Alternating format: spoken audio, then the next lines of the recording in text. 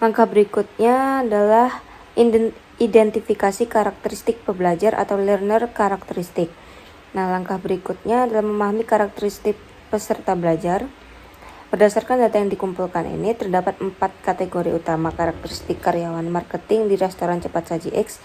Yang pertama ada pengetahuan awal dan demografi, ada kognitif dan literasi digital, ada afektif dan motivasi, dan yang keempat ada konteks kerja. Nah, dari yang pertama, sebanyak 70% peserta berusia di bawah 30 tahun, sedangkan sisanya adalah senior di atas 40 tahun. Ini berarti diperlukan strategi pembelajaran yang fleksibel atau micro-learning untuk peserta muda dan modul penghubung konsep lama ke baru untuk peserta senior. Yang kedua, karyawan senior cenderung kesulitan menggunakan dashboard promosi, sedangkan karyawan junior justru kurang memahami analisis data. Oleh karena itu, konten harus bersifat visual, interaktif, dan berbasis studi kasus nyata. Dan yang ketiga, sebagian besar karyawan menginginkan pelatihan yang fleksibel, bersertifikat, dan bisa dilakukan mandiri. Maka desain pelatihan perlu dibuat self-paced, mobile friendly, serta disertai reward system seperti badge atau sertifikat digital. Dan yang keempat itu sebagian besar peserta mengakses materi melalui smartphone, sehingga desain harus mobile first dan menggunakan konten ringan seperti video berdurasi di bawah 5 menit.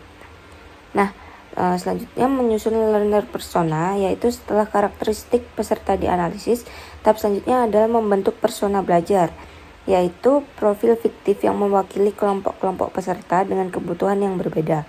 Dalam proyek ini terdapat 5 persona utama, yaitu pertama ada Andi sebagai the campaign veteran, yaitu marketer senior berpengalaman yang membutuhkan pembelajaran singkat yang menghubungkan strategi lama dengan digital. Yang kedua ada Rika sebagai the social media enthusiast. Nah, ini sebagai kreatif dan aktif di media sosial, tetapi memerlukan pemahaman tentang hubungan konten dengan hasil penjualan. Nah, yang ketiga itu ada Doni, the outlet promoter, sebagai staf lapangan yang sering berpindah lokasi sehingga butuh pelatihan mobile friendly yang bisa diakses secara offline. Yang keempat ada Lina sebagai the data analyst Rocky, ini sebagai analisis muda yang memahami Excel tetapi perlu belajar membaca dan menafsirkan customer insight. Dan yang terakhir ada Rudy sebagai the regional supervisor. Nah, ini sebagai manajer area yang tidak mengikuti pelatihan langsung namun membutuhkan dashboard monitoring untuk melihat progres tim dan memberi coaching berbasis data.